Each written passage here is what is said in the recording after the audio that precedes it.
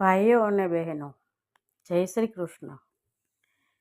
ધરમ કરમ ચેનલમાં તમારું સ્વાગત છે. અને હા, ધરમ કરમ ચેનલ છે એ મારી નહીં ગણાવતા, હવે આપણે બધા એમાં છીએ.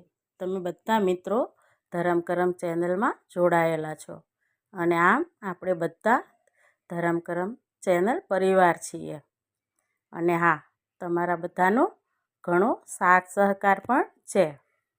તો આવી જ રીતે તમે સાથ આપતા રહેજો, એટલે સત્સંગના માધ્યમથી આપણો ધરમ કરમ પરિવાર વિશાળ બને અને ઘણા બધા આમાં જોડાય અને સત્સંગનો લાભ લઈ શકે. તો લો, આજે શ્રાદ્ધ પક્ષની એક બીજી વાત કરું છું.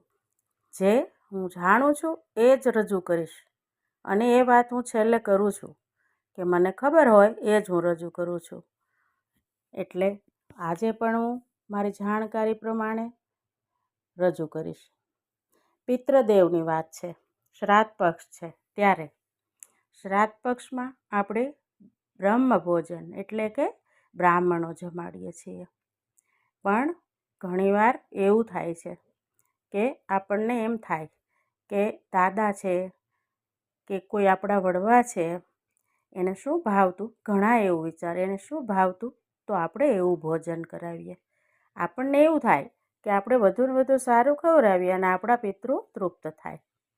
પણ જ્યારે આપણે પિતૃપક્ષમાં પિતૃના મોક્ષ માટે શ્રાદ્ધ પક્ષમાં આપણે બ્રાહ્મણોને જમાડીએ, ત્યારે એ ભોજનનું પણ વર્ણન શિવપુરાણમાં કર્યું છે કે પિતૃનું શ્રાદ્ધ હોય અને આપણે બ્રાહ્મણો જમાડીએ તો આપણે એને કેવું ભોજન જમાડવું અને એ દિવસે શું કરવું. એમ તો આપણે સવારથી ઉઠીને ત્યારથી જ આપણા ઘરમાં એવું વાતાવરણ ઊભું કરવાનું કે આજે અમારા દાદા, અમારા વડવાઓનું, અમારા પિતૃઓનું શ્રાદ્ધ છે. એટલે મનથી કે આપણે ઘરમાં બધાએ પવિત્રતા રાખવી. આપણાથી જે કંઈ થાય એ શુદ્ધ ભાવે કરવું. સવારમાં પાણીયારે લાંબી વાટનો દક્ષિણ બાજુ વાટ રાખીને ઘીનો દીવો કરવો અને જળ ધરવું. પછી રસોઈની શરૂઆત થાય ત્યારથી બ્રાહ્મણો જમીને જાય ત્યાં સુધી એ જળને પાણીયારામાં આપણે જ્યાં તમે માટલા રાખતા હો ત્યાં રાખવાનું અને બ્રાહ્મણો જમીને જાય કે આપણે જેને કોઈને જમવા બોલાવ્યા છે એ જાય પછી એને તુલસી ક્યારે અર્પણ કરવું. પછી રસોઈ બની જાય છે ત્યારે રસોઈમાં શું, શિવપુરાણમાં એવું વર્ણન કરેલું છે કે આપણે બ્રાહ્મણોને જમાડીએ ત્યારે 3 વસ્તુ સૌથી અગત્યની છે. એક, દૂધનું ભોજન એટલે કે ખીર, બાસુંદી અથવા દૂધપાક. અને એ પરંપરા તો આપણે જાણીએ છીએ, લગભગ બધાના ઘરે શ્રાદ્ધમાં આ વસ્તુ બને.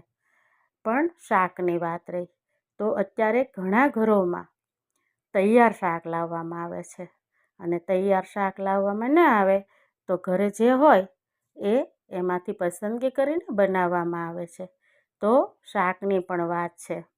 શાસ્ત્રોમાં એનો ઉલ્લેખ છે કે તુરિયા અને ગલકા આ 2 શાક છે એ પિતૃભોજનમાં માન્ય ગણ્યા છે.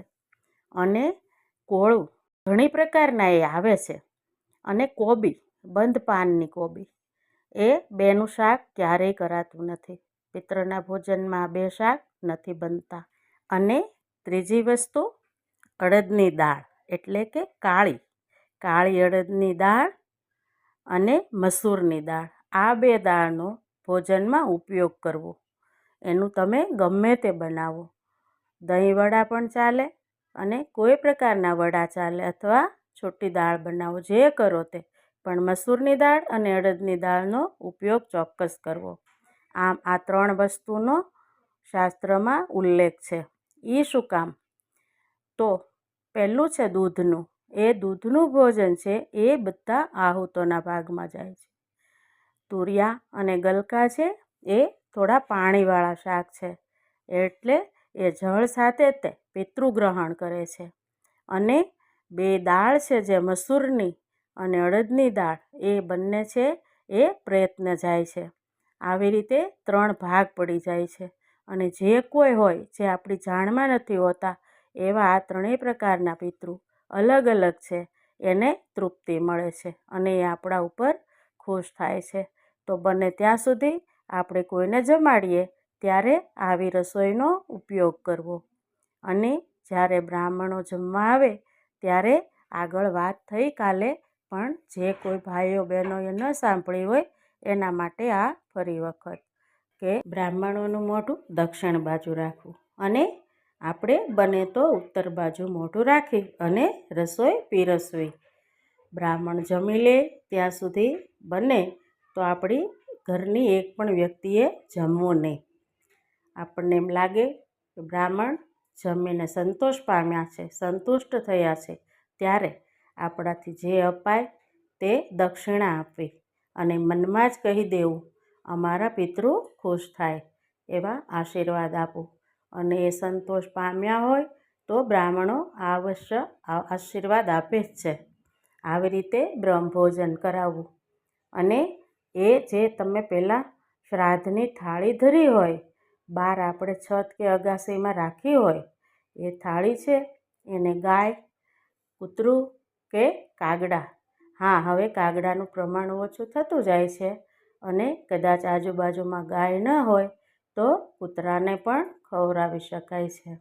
એટલે બ્રાહ્મણ ભોજન કરીને જાય પછી એ થાળી છે એ આ ત્રણમાંથી જે મળે એને ખવડાવી દેવાની અને પછી આપણે ઘરના લોકોએ જમવાનું.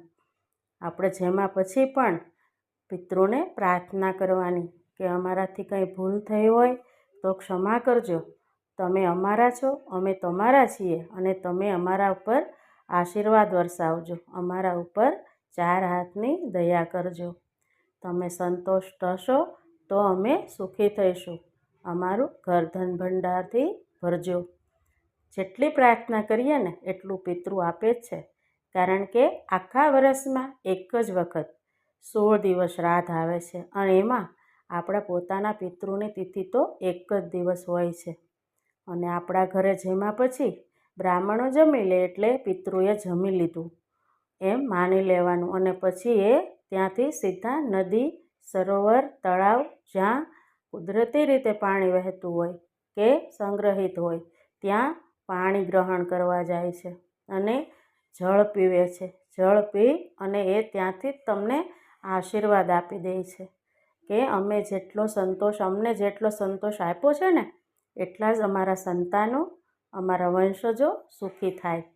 અને આવી રીતે આશીર્વાદ દઈ અને એ પછી પરિભ્રમણ કરે છે. આમ તો એવી માન્યતા છે કે 16 દિવસ પિતૃલોકમાં નથી જતા, એ પરિભ્રમણ કર્યા કરે છે. અને એનાથી એક બીજી પણ વાત છે કે શિવાલયો હોય છે ત્યાં એ રાત્રે પણ રહી શકે છે, કારણ કે શિવના શિવાલયમાં બધાને આશ્રય મળે છે. ત્યારે ભગવાનના થાળામાં પણ એક માન્યતા એવી છે કે રાતવાસો ક્યારેક પિતૃએ ત્યાં કર્યો હોય તો ઘણા શિવને જળ ચડાવે છે ત્યારે પિતૃનું પણ નામ લે છે. અને એક વિધાન પણ છે શિવને જળ ચડાવવાનું, જે પછી બીજી વાતમાં આપણે સાંભળીશું. તો ભાઈઓ અને બહેનો, પિતૃલોકની શ્રાદ્ધ પક્ષની આ વાત રજૂ કરી છે, તમે સાંભળજો અને તમને પણ ગમશે. તો લ્યો, શ્રાદ્ધ પક્ષના જય શ્રી કૃષ્ણ.